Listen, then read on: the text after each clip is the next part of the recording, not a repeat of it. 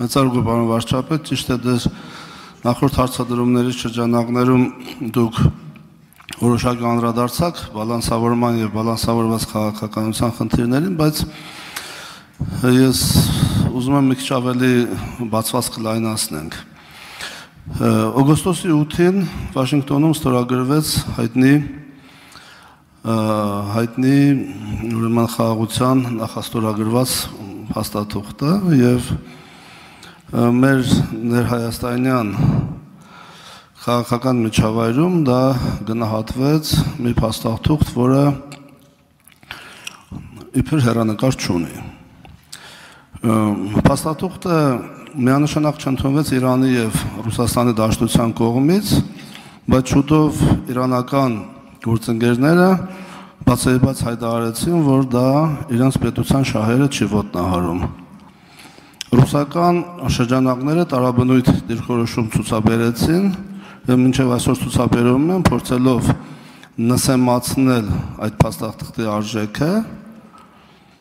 եւ առաջ բեղելով իբր նոյեմբերի 9-ի փաստաթղթի կարեւորությունը։ Վաշինգտոնյան համաձայնագրի շրջանակներում ստորագրվեց նաեւ հայ-ամերիկյան ռազմավարական համագործակցության փաստաթուղթ։ Դրանից հետո դուք գնացիք Չինաստան մասնակցելու Շանհայյան համագործակցության կազմակերպության գագաթաժողովին եւ քննադատներն ասացին, որ դուք դավաճանում եք ամերիկյան փաստաթղթին, որովհետեւ Շանհայյան համագործակցությունն ուր, ամերիկյան փաստաթուղթն ուր եւ բարձրվում է, որ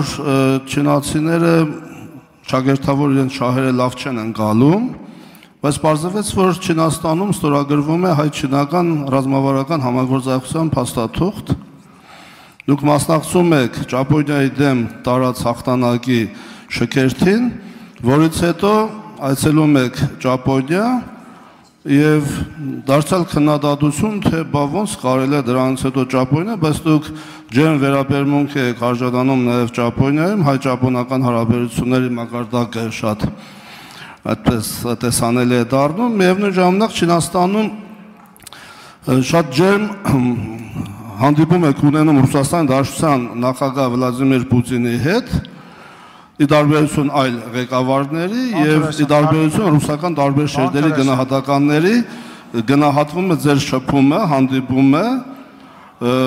ռազմավարական շահերի տեսանկյունից եւ երկկողմ համագործակցության տեսանկյունից արդյունավետ։ Խնդրում եմ ձեր մեկնաբանությունը, շնորհակալ եմ, կներեք, պարոն Սիմոնյան։ Ամբողջ այցը պատմեցիք։ Հարցին կպատասխանի վարչապետ Նիկոլ Փաշինյանը, համեցեք։ Շնորհակալ եմ հարցի համար, պարոն Թորոսյան։ Իրականում ես հատուկ ուշադրությունս գրավեց ձեր օգտագործած երկու բառ, որը մեր իրականության համար շատ ծանոթ բառեր են։ Մեկը այն, որ այդ հարաբերությունների համատեքստում օգտագործեցիք, որ ասում են, որ ահա Չինաստան գնալով դավաճանեցին կես։ Ես նոր Տիկին Վարդանյանի հարցին, որ պատասխանում էի, այս իմ պատասխանը շարունակությունն է։ Գիտեք, մենք 34 տարվա անկախ պետություն ենք եւ դեռ նոր պիտի հասկանանք, որ գործընկերությունը ամուսնություն չի, որ այդ գործընկերությունը ընկերություն է։ Այսինքն եթե ինչն է տարբերությունը, տարբերությունն է նա, որ եթե դու ամուսնանում ես եւ ունես մեկից ավելի զուգընկեր, դու դավաճանում ես, երբ որ դու ունես մեկից ավելի ընկերներ, դու այդ նշանակում նորմալ մարդ ես, որ մեկից ավելի եւ ընկերներ ունես եւ քո ընկերների շրջապատը լայնանում է։ Այսինքն ես երբ որ ասում եմ մտածողության հարթություն եւ մեր ֆունդամենտալ խնդրեմը այն է, որ մենք մեզ միշտ թվացել է, որ ասել ենք դե մենք ուրեմն ռազմավարական գործընկերություն դեսա փսակվելու պես բանա, ուրեմն դա մի հոգու հետ պետք է անես։ Իսկ եւ փոխարենը, բայց իրոք տենց ա եղել, ինչքան ես չգիտեմ, զվարճալի է հնչում երևի, բայց դա դառը իրականություն է։ Բայց մենք չենք ասում, որ դա գործընկերություն է, որ դա ընկերություն է, որ դա եւ արտաքին քաղաքականությունը եւ արտաքին հարաբերությունները հենց դրա համար են, որ դու ունենաս հնարավորինս շատ գործընկերներ։ Երկրորդը, երբ որ դուք ասացիք, որ ասում են, որ հեռանկար չունի հռչակագիրը կամ ընդունված փաստաթղթերի փաթեթը, ես հիշեցի դեռևս անցյալ տարվանից մեր գիտեմ, այո, դուք հողում եք անում ուրիշներին։ Ես հիշեցի դեռևս անկախ անցյալ տարվանից մեր ворթեգրած կամ մեր կողմից ворթեգրվող մի կարգախոս։ Այդ կարգախոսը հետևյալն է, ապագան այսօր է։ Պետք չի ապագայի մասին վիճել, որովհետև մենք էտել ենք բաց թողել, մենք անդադ խոսում ենք ապագայի մասին, բայց մենք չենք արձանագրում, որ մենք այսօր արդեն ապագայի մեջ ենք։ Այդ դիսկուրսը անիմաստ դիսկուրս է, որովհետև այդ հեռանկար ունի, հեռանկար չունի, այսինքն այն չի համար ասվում հեռանկար չունի, որպեսզի ստեղծվի մի դաշտ, որը օբյեկտիվորեն անկանխատեսելի է, եւ այդ օբյեկտիվորեն անկանխատեսելի մեջ ինչ էլ ասես, ինքը կարա հավանականության որոշակի բան ունենա, հնարավորություն ունենա։ Մենք նաև էսա, որ այս մեր մտածողությունը, ես իմ ուղերձում էլ ասի, չէ, որ ասում են, դե լավա լինելու, հա, երևի լավա լինելու։ Այսինքն մեր մոտ գործողությունը վերջնակետը կամ հանգրվանը կամ ձեռքբերումը միշտ ապագայում է։ Մենք ասում ենք, եկեք փոխենք այդ տրամաբանը, այսօր է։ Որովհետև անիմաստ է խոսակցությունը, այդ փաթեթը հեռանկար ունի, թե հեռանկար չունի։ Որովհետև այդ հեռանկարը այսօր է, այս պահին է։ Այդ հեռանկարը այսօր է, այս պահին է։ Ուզում ենք տեսնել այդ հեռանկարը, եկեք գնանք մեր երկրում, մեր քաղաքներում շրջենք, մեր տնտեսական ցուցանիշներին նայենք, մեր միջազգային հեղինակությանը նայենք, մեր միջազգային կապերին նայենք, այսօր ապագան, այնպես որ այդ փաթեթը ոչ միայն ունի հեռանկար, այդ փաթեթի հեռանկարը այսօր ամեն վայրկյան, ամեն րոպե, ամեն պահի արտահայտվում է եւ շարունակելու արտահայտվել ավելի եւ ավելի ընդգծված ձևով։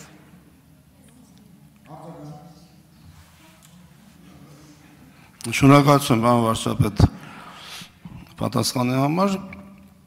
Ես ուզում եմ արձանագրել, որ մեր ներքաղաքական դիսկուրսում ողբերգությունն ու զավեշտը այն է, որ մենք փորձում ենք Դոնալդ Թրամփին, Վլադիմիր Պուտինին, Սի Ցզինփինին եւ այլ համաշխարհային առաջնորդներին սովորեցնել իրանց շահերը եւ իրանց ներկայացնել իրենց շահերը։ Մինչդեռ մենք չենք պատկերացնում, որ այդ մարդիկ եւ այդ համակարգերը փարլուն գիտակցում են իրենց շահերը եւ այդ շահերի տիրույթում կայացնում են որոշումներ եւ իրականացնում են քաղաքականություն։ Եվ այդ ամբողջ շղթան օգոստոսի 8-ից մինչև օրս իրանց շահերի արտահայտությունն է, որի մեջ որպես փոքր պետություն մենք փորձում ենք եւ բավական հաջողությամբ տեղավորվում ենք։ Եվ մենք պետք է սա ասենք մեր հանրությանը, որ մենք չենք կարող նրանց իրենց շահերը բացատրել եւ իրենք շատ լավ գիտեն իրենց շահերը, իսկ մենք մեր առավելությունն այն է, որ կարողանում ենք տեղավորվել այդ շահերի մեջ առաջ տանելով Հայաստանի Հանրապետության առաջնահերթությունները։ Շնորհակալություն։ Հիմա անդրադառնալով ձեր հարցի մյուս մասին, հիմա օրինակ ինչ է տալիս համաձայնությունների, Վաշինգտոնյան համաձայնությունները ինչ են տալիս Հայաստան-Ռուսաստան եւ Հայաստան-Իրան հարաբերությունների համատեքստում, տալիս են այդ հարաբերությունները խորացնելու հնարավորություն։ Եվ ես ուզում եմ ուղիղ ասել, որ Ռուսաստանի Դաշնության նախագահի հետ եւ հեռախոսազրույցում եւ մեր հանդիպման ընթացքում եւ Իրանի Իսլամական Հանրապետության նախագահի հետ հանդիպման ընթացքում մենք խոսել ենք եւ ես խոսել եմ մեր այն հնարավորությունների մասին, որ բացվում են մեր հարաբերությունները խորացնելու համար։ Հիմա կան արդյոք մտավախություններ։ Իհարկե կան։ Կային արդյոք այդ մտավախությունները օգոստոսի 8-ից առաջ։ Իհարկե կային։ Արդյոք այդ մտահոգությունները լինելու են, այդ մտահոգությունները լինելու են միշտ։ Եվ դա բնականon process է, եւ քաղաքականությունն էլ մեր մեջ ասած, դիվանագիտությունն էլ, արտաքին հարաբերություններն էլ ուրիշ բանի մասին չեն։ Իրենք միայն մի բանի մասին են։ Կողմերը իրար մտահոգությունները կիսում են իրար հետ եւ սկսում են նայել, թե ինչպես կարող են համագործակցել այդ մտահոգությունները կառավարելու եւ փարատելու ուղղությամբ։ Սա է միջազգային հարաբերությունների ամբողջ էությունը։ Ուրիշ իմաստ եւ բովանդակություն միջազգային հարաբերությունները չունեն եւ երկխոսությունն էլ դրա մասին է։ Եվ ես կարծում եմ, որ մենք էլ ինչի ենք այս որոշումները կայացրել ենք մի պարզ պատճառով, որովհետև մենք մեր ներսում էլ, չէ, ունենք մենք իմիջիալոց, մենք նենք չի, որ միայն կառավարող մեծամասնությունով ենք այդ երկխոսություն ունեցել, մենք ընդդիմությանն էլ ենք հրավիրել, ասել ենք մենք ներսում կառավարող մեծամասնությունը այս մտահոգությունների վերաբերյալ մենք ունենք քննարկումներ, մենք փնտրում ենք լուծումներ։ Եկեք դուք էլ մասնակցեք, իրենք չեն ուզեցել մասնակցեն։ Չեն ուզեցել մասնակցեն, իրանց խնդիրն է։ Մենք քննարկել ենք եւ գտել ենք լուծումներ եւ հանգել ենք լուծումների։ Եվ եթե օրինակ 2025 թվականի հունվարի խոսույթը ընդդիմության համեմատենք այսօրվա իրականության հետ, մենք կտեսնենք գնալով մեծացող ճեղք։ Երբ որ մենք մեր խոսույթը հունվարի համատենք օգոստոսի խոսույթի հետ, կտեսնենք